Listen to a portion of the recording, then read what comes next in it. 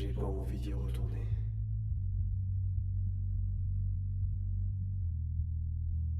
Mais c'est de la merde. Pourquoi est-ce que je fais ça? Non, on peut le faire. Il suffit de voir les choses.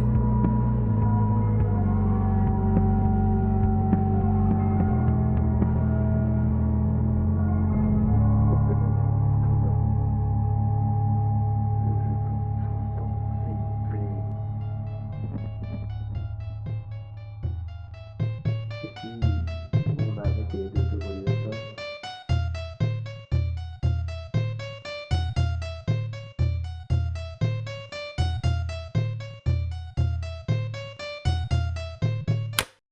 D'accord. Prends ton temps. Il n'y a pas meilleur exemple que Super Metroid pour exprimer ce sentiment de blocage, qui dans un premier temps n'est que frustration. Pourtant il n'y a pas que du négatif à tirer de cette situation. On parle d'un jeu datant de 1994, troisième opus d'une série déjà niche à l'époque, et pour cause, ses prédécesseurs sont un peu archaïques et très difficiles. Quand les jeux à côté vous guident par la main et ne proposent qu'un itinéraire, Metroid lui vous laisse seul avec des dizaines de chemins possibles. C'est sa manière à lui de chambouler les codes du jeu vidéo à peine inscrits dans la tête des joueurs. Et Super Metroid incarne parfaitement ce cauchemar d'être seul dans un terrain hostile, sans aucune forme d'aide quelconque. C'est un des rares jeux de l'époque qui ont une bande-son très soignée, que ce soit les musiques ou les bruitages, tout est orchestré pour vous mettre à la place de l'héroïne. Et pour mieux comprendre votre rôle dans cette histoire, l'introduction vous donne le contexte des deux précédents opus et la trame du scénario actuel. The last Metroid is in captivity. The galaxy is at peace. La première mission de Samus, autrement appelée Mission Zéro, consistait à éradiquer les pirates de l'espace sur la planète Zebes. Pour cela, elle dut faire face au commandant Kraid et Ridley afin d'atteindre et vaincre le terrible Mother Brain, qui par ailleurs dévoile un élevage d'une étrange forme de vie capable d'absorber l'énergie vitale de n'importe quel être vivant. Ce sont là les Metroïdes.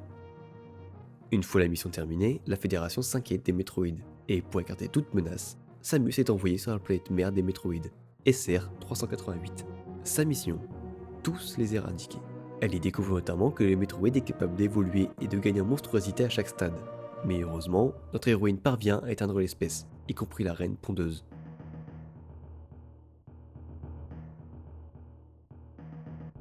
Tout ce qui n'en reste, c'est une dernière larve qui éclose sous les yeux de Samus et qui la suit comme un enfant perdu. Elle l'amène sur le retour et la rapporte à la Fédération pour y étudier ses facultés énergétiques.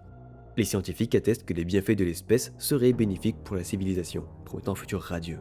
Mais cette utopie est soudainement mise en danger quand Samus reçoit un signal de détresse depuis la station de recherche.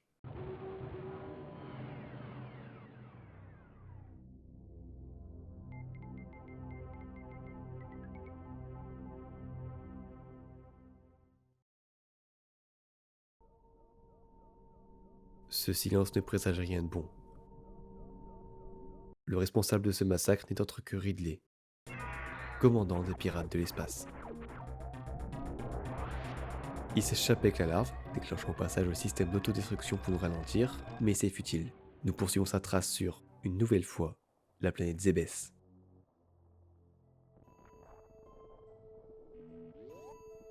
À partir de là, c'est carte blanche sur l'exploration. Vous remarquerez assez vite que l'état actuel de votre équipement ne vous permet pas de traverser certaines sections, vous obligeant à ne traverser qu'un seul chemin, qui est en réalité un tutoriel masqué. Au bout de celui-ci se trouve la Morph Ball, permettant d'emprunter les chemins étroits, puis enfin des missiles qui déverrouillent les portes rouges. À la toute fin du didacticiel se trouve une étrange salle. Nous reconnaissons facilement la silhouette de Ridley, et lui, ce ne serait pas... Kraid ? Qu'importe, de toute façon il n'y a rien à en tirer. Il est temps de réellement commencer la descente.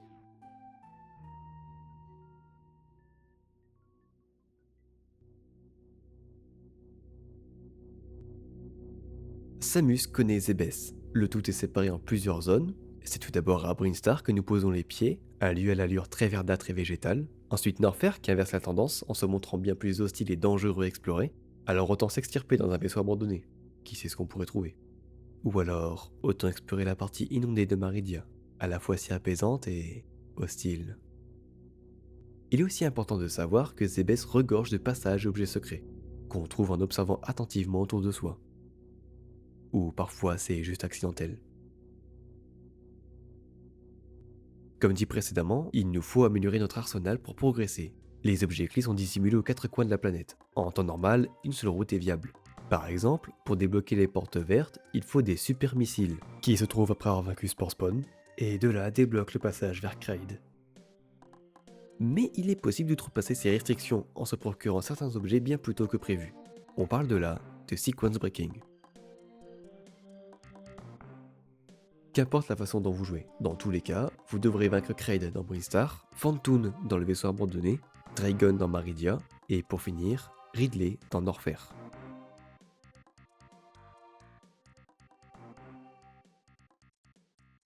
Enfin, il ne reste plus qu'à récupérer la larve. À ce stade, toute la carte est explorée. Il ne reste qu'un endroit possible.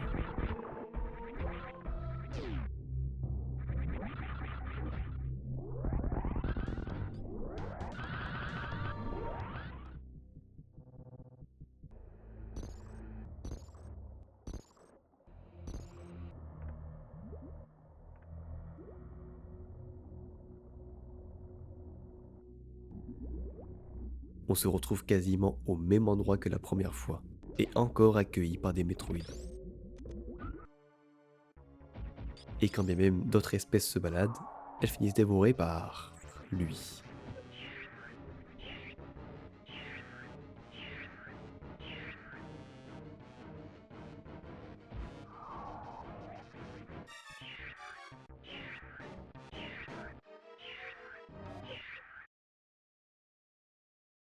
Ce n'est pas difficile de faire le lien, c'est la larve que nous avons sauvée. Par contre, je ne sais pas comment on va la ramener à la Fédération avec cette taille. Tout comme Kraid et Ridley, Moisorbrain est toujours en vie. Du moins plus pour très longtemps.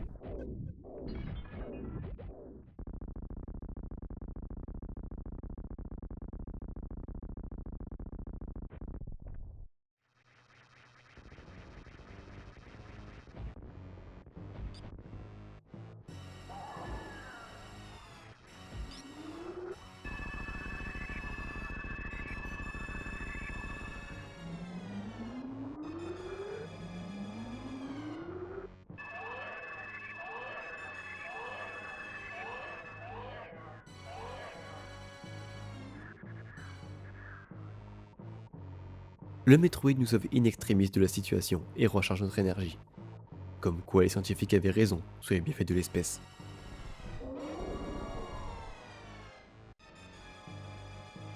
Ce qui n'est pas l'avis de Moisorbrain, qui décime de lui-même le dernier métroïde, nous transmettant ses dernières forces dans un rayon hyper puissant, réduisant les chances de survie de Mother à 0%.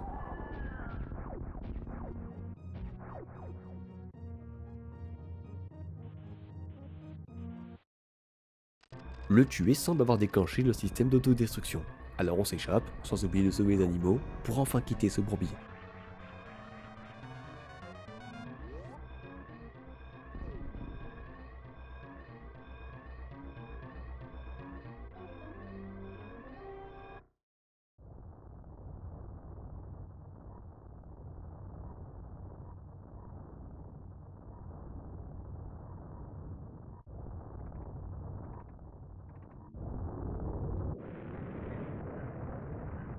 Je sais que j'étais juste censé expliquer le principe du jeu, mais que voulez-vous, j'aime Metroid. Chaque partie me rappelle à quel point une telle expérience solitaire vaut le coup d'être jouée. Se perdre dans ZBS est la meilleure des choses qui peut arriver. Chaque zone est orchestrée par une musique envoûtante, capable de me faire ressentir l'émotion du moment. J'ai appris à me débrouiller et à déceler le potentiel d'une impasse, qui parfois cache une jolie récompense. On finit par se dire qu'on a été curieux, et non pas perdu. Maintenant, il ne reste plus qu'à appliquer la meilleure des solutions dans ce genre d'impasse. On rétrograde et on explore de nouveaux horizons.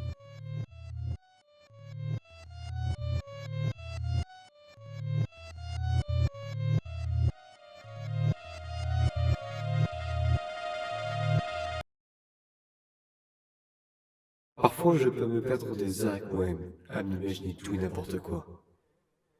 En fait, la plupart du temps, j'agis en tant que psy pour ma propre personne. C'est bête, mais ça m'a fait le trait de mes pensées. Comme là, par exemple.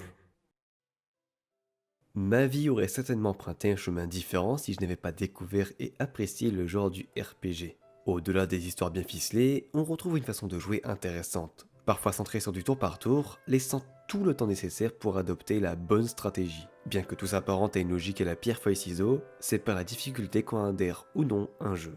En tout cas, c'est ce que j'ai appris en abandonnant pour la première fois Blue Dragon. J'ai manqué de préparation avant une série de boss, et il était littéralement trop tard pour revenir en arrière. C'était frustrant de débloquer, je voulais connaître la suite de l'histoire. Mais pour ça, je devais comprendre mon erreur. Alors j'ai recommencé depuis le début.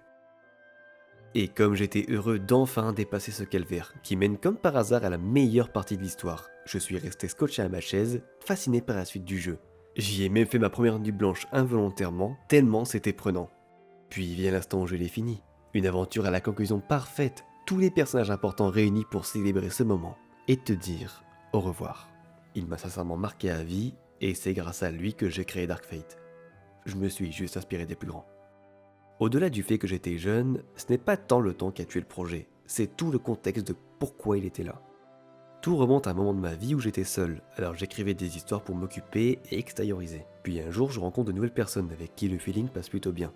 Donc j'y écris une histoire en nous incluant tous. Et comme base d'inspiration, j'ai choisi Blue Dragon.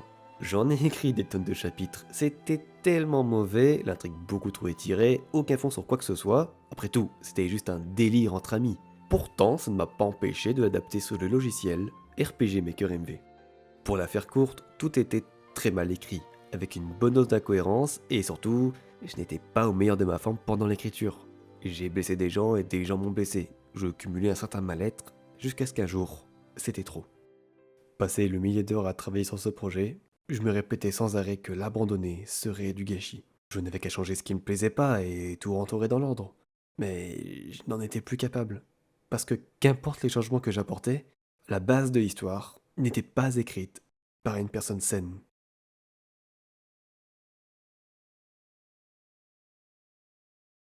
Tout paraît si simple lorsqu'on s'y projette. Mais rien ne s'accomplit de la sorte. J'ai l'impression d'être retombé dans cette spirale infernale de n'être jamais satisfait de ce que j'écris. J'aime créer, et je veux le faire au maximum de mes capacités. Pour en venir jusqu'ici, j'ai passé beaucoup de temps à écrire des choses qui ne verront jamais le jour, à accepter que ça ne me convenait plus, même quand le tout semblait terminé. D'ailleurs, depuis le début, je vous parle de jeux vidéo pour égayer mes propos. Vous avez compris que c'est un art très important qui a impacté beaucoup de mes choix. Alors finissons-en avec une œuvre qui sait transmettre ce sentiment si particulier qui est d'apprendre par l'échec au sein d'une même boucle. Plongeons ensemble en enfer.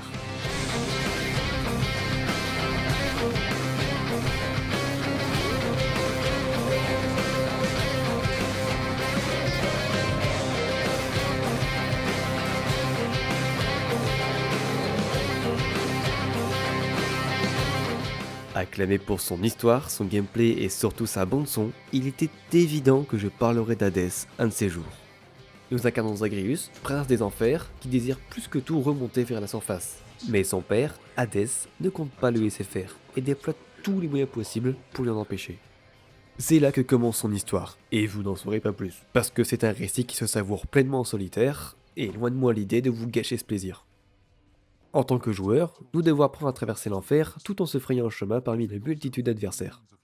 On commence par la prison infernale du Tartare, ensuite passer par l'entre-deux, là où ni punition ni gloire ne vous attend dans l'Asphodèle, puis se confronter aux impitoyables guerriers dans l'Elysée, pour enfin atteindre l'unique porte de sortie au temple du Styx. Chacune de ces zones sont sous la responsabilité d'un gardien, certains faisant même partie de votre propre entourage.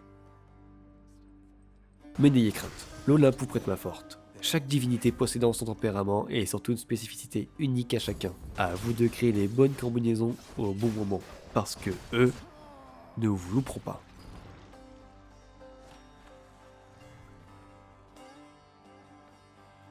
En plus de l'aide divine, notre mentor Nyx nous octroie une pléthore de capacités à débloquer au fil des parties. C'est une bonne manière de recycler les échecs, on arrive toujours à apporter un petit plus pour la prochaine fois. Et puis, il ne faudrait pas oublier de choisir la bonne arme pour créer la meilleure synergie, donnant le choix d'une stratégie à distance comme rapprochée. Dans tous les cas, plus le risque de se faire toucher est élevé, plus les dégâts sont intéressants. Ainsi, on se lance dans une série de parties où il y a l'échec. C'est indéniable qu'on va mourir. Mais c'est nécessaire pour appréhender le monde que nous arpentons. On en profite pour récolter les matériaux qui nous intéressent, tout en affinant notre lame. Puis enfin, on traverse prudemment la prochaine zone, on meurt, on redémarre la boucle, et ainsi de suite, jusqu'à atteindre et confronter le dernier obstacle de l'évasion. Hades en personne.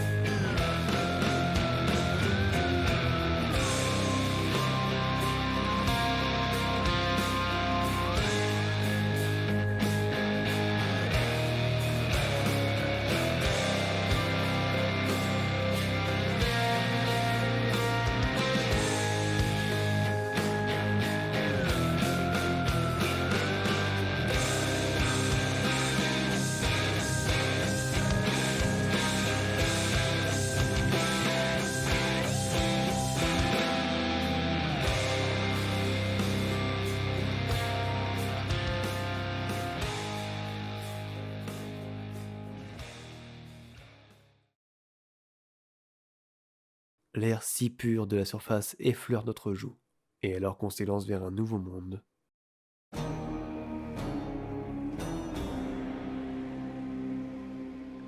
Est-ce réellement surprenant de la part d'un roguelike de revenir au point de départ? En tout cas, l'aventure pour Zagreus ne fait que commencer. Et si vous pensiez déjà maîtriser l'art de la remontée, il est désormais possible de pimenter les prochaines parties par le biais d'un contrat, pouvant par exemple changer drastiquement le comportement des boss. Maintenant, pourquoi faire ça? Eh bien, vous n'avez qu'à jouer au jeu pour le comprendre.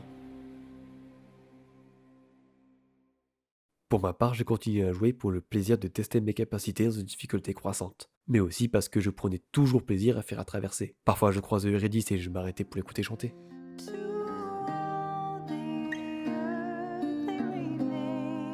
Je reprenais ma route, assistais aux querelles de l'Olympe, croisais quelques visages familiers, mais surtout, je prenais simplement plaisir à traverser l'enfer, comme si chaque remontée était la dernière, jusqu'à ce que ce soit vraiment le cas.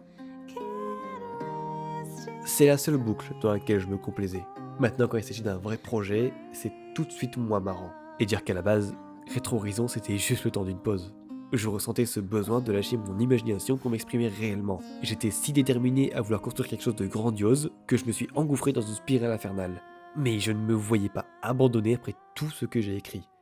Pas après tous ces efforts. Ce serait trahir la seule passion qui m'anime. Mais vous savez quoi? J'ai passé 2 longues années à écrire cette vidéo, et je pense que je suis enfin prêt à en finir. Tout a commencé en 2019, quand j'ai voulu adapter une histoire stupide en jeu vidéo. J'y ai passé un millier d'heures pour finalement me rendre compte que le projet ne tenait plus debout. Alors j'ai recommencé. Et cette fois, dans les règles de l'art. Je me devais de baptiser cette renaissance pleine d'espoir. Alors j'ai choisi comme nom de code Projet Andromède. De 2021 à 2023, j'ai travaillé sans relâche pour concevoir un univers stable, avec des règles, des lois et une cohérence. Après tout ce temps à ne penser qu'à la même chose, j'avais sérieusement besoin d'une pause. Et c'est là que Retro Horizon s'est imposé. Mais là encore, j'ai reproduit mes erreurs du passé avec la vidéo Blue Dragon. Je n'avais pas assez réfléchi, pas assez travaillé le fond, et même si certains diront que pour une première vidéo ça passe, pour moi, c'est un échec. J'ai longtemps cherché comment faire. Comment parler d'un projet avorté? Comment en venir au projet Andromède?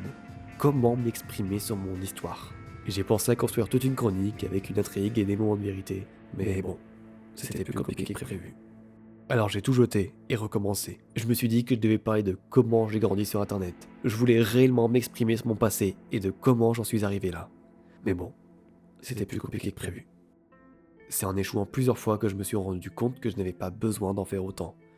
Parce que après tout, ce n'est pas Retro Horizon le plus important. C'est ce qui va en suivre. Je vais reprendre le projet Andromède, progresser dans ce que je considère être le fil rouge de mon existence. C'est dans l'espoir d'en finir une bonne fois pour toutes que j'ai écrit ces lignes. Ce ne sera jamais parfait, mais pour la première fois, je suis fier et satisfait de ce que j'ai créé. Alors merci Retro Horizon de m'avoir donné cette revanche sur la vie, et merci à vous de m'avoir écouté.